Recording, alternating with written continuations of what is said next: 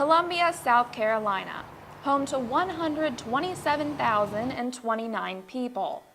Also calling Columbia home are 853 people who have no home at all.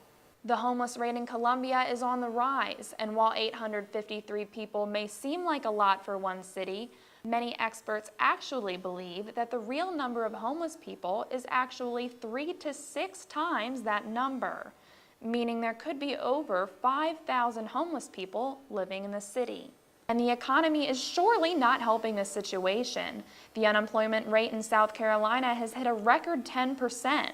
John McDermott of the USC Economics Department says that the current recession has put more people out on the streets. As long as that unemployment rate is stubbornly high, then there are going to be more homeless people than normal. But it can be hard to help the homeless when many people choose to look the other way. Joshua Picardo knows this firsthand. It was a hard life, because there was times I almost committed suicide because I was homeless. I didn't feel like my life was worth living for, and my family didn't want to help me. But one local group is not looking away from Joshua or the overall issue of homelessness.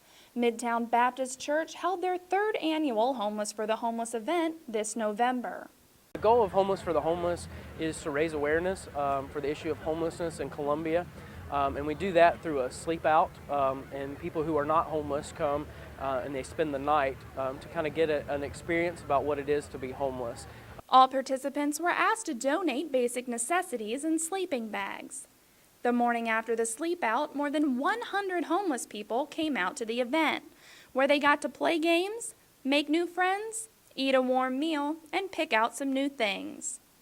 Oh, they love it. I mean, they'll go through the tables picking out, oh, like I need one of these, oh, I need a sleeping bag, I've been looking for one of these, and so it's really cool to just see their needs met, like just physically and just, yeah, so they love it. It's just great to see a smile on their face. Many organizations set up tables to help inform the homeless of shelters and services available to them in the Midlands.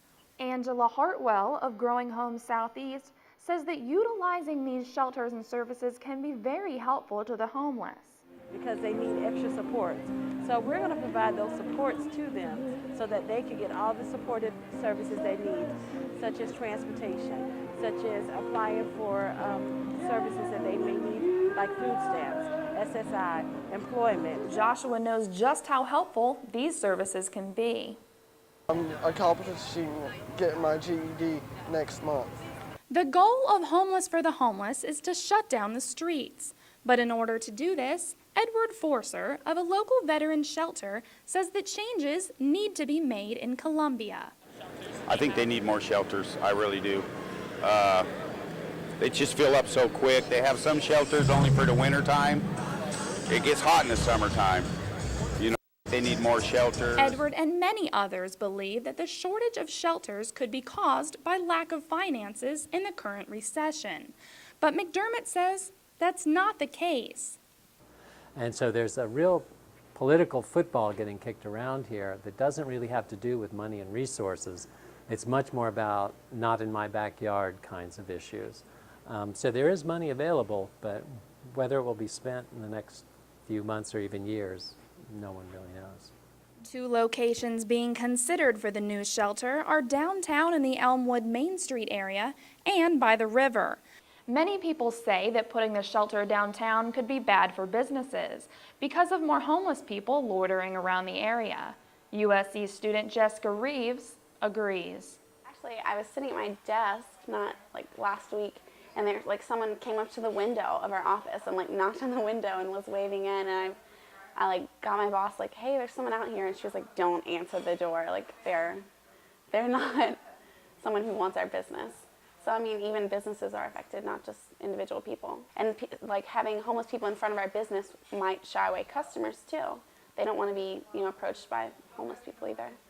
Others argue that putting the shelter down by the river would be too far away from the city, where most of them spend their days. But the project is on hold for now until people can agree on a location. And until more shelters become available, it may be hard to shut down the streets. But Tyler says there are still little things you can do to help. Just simply just loving on them means a whole lot, and so that's a place to start.